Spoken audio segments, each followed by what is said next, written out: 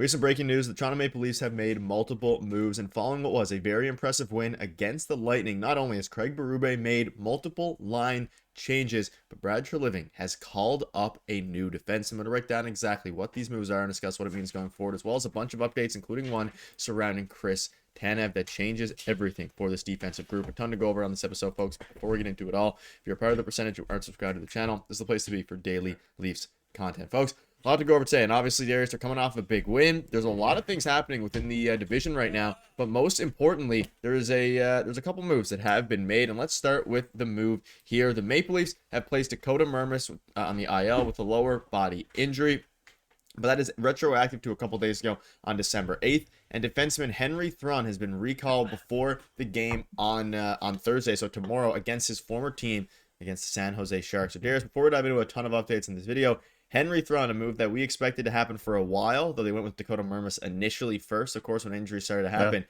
He is now up, and I'm actually pretty excited for this. He's a I'm excited to see what he can do, and of course, he was acquired in the Ryan Reeves trade just a while ago.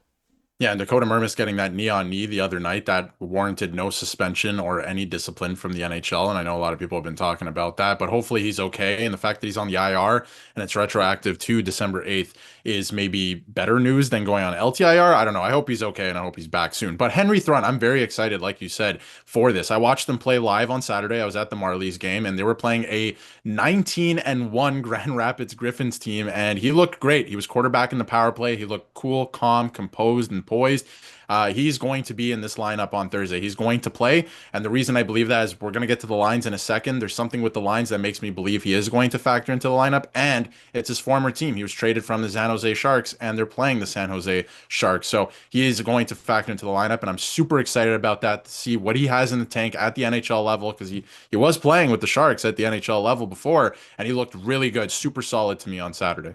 Yeah, and obviously at this point, they are trying to find answers defensively with the injuries that have happened. Dakota Mermis, and of course, Troy Stecher, he was their biggest, acquisition thus far, you could argue, of the season, though it was on the waiver wire from the Edmonton Oilers. But not only that, we have a few other updates to go over as well. But quickly, let us know down below what your thoughts are on this. We do expect him to factor in tomorrow because, like you mentioned, it is against his former team. So a bit of a revenge game, if you want to call it that, whatever way you kind of see it here. We'll dive into the lines as well.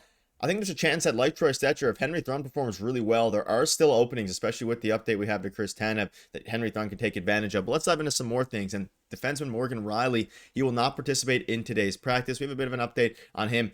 We're unsure at this point. Of course, again, it's just an illness, so probably won't keep him out a ton of time. I expect him to most likely play tomorrow. But speaking of playing tomorrow, Tavares and Nylander were both in different color sweaters as Leafs practice starts. As Nylander, as we mentioned in our video there, I think yesterday, he's now gone 4 games without a point. So he has been on a bit of a cold spell. Now, a lot of the guys in the top 6 have been playing better. Even Easton Cowan getting, moved around a little bit is playing good. But you look at kind of the way things are lining up for tomorrow's game and at today's practice. You have Nyes, Matthews, Domi, so they're sticking with that line. But you now have Cowan, Tavares, Robertson. So you're putting Nylander down to the third line with Joshua and Wass, some more veterans down there as well. And Easton Cowan staying in the second line. And then Lorentz, Lawton, and Yarncroke with McMahon and Michelli out. And of course, Callie's in because McMahon is suspended, like you covered in yesterday's video. But they're keeping Matias Michelli out, even with another, not injury, but another suspension here. Things are interesting. I mean, I don't know if they're ever going to play Michelli again at this point. Yeah, Michelli on the outside looking in again. Very interesting. If you are a betting person, if you like to place bets, place a bet tomorrow night on Nick Robertson scoring a goal. He was just scratching. Now he's getting an opportunity in the top 6. And like you saw before, Nylander wearing bottom 6 white at practice. He is going to be on the third line with Wah and Joshua to open up the game tomorrow. So he hasn't scored it or 4 games without a single point. So a bit of a wake-up call from the coach. Sometimes these things happen. I don't think he's necessarily played poorly, but you got to get the guy going a little bit. So hopefully this gets his feet moving. I think that's a very interesting storyline heading into tomorrow night's game. Him on the third line, of course, he's still going to get power play time and all that. And if you look at the lines as well, Chris Tanev back on the ice, he is still wearing red, but he's going to be evaluated. I believe they said today, it was supposed to be Wednesday. So we'll get an update on him in pretty short order as well. And we also have an update, we'll get to that in a second, on his health and what the actual injury was, or a little bit more insight from Nick Kyprios, and I want to get into that too. But very interesting here that Michelli, like you said, he might never play again. You have McMahon over him. The only reason McMahon's not playing is because he's suspended, of course, and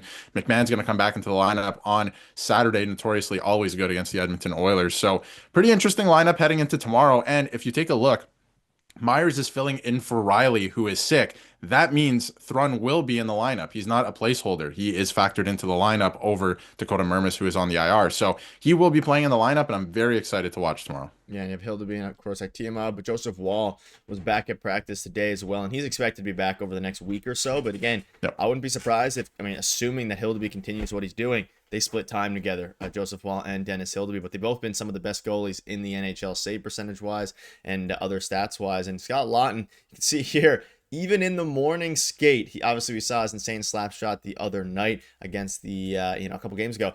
He is looking really good. And that's kind of an underlying storyline here. As you see him, of course, he's manning that fourth line, but he's been looking extremely, extremely comfortable. He had a bit of a goal scoring streak there.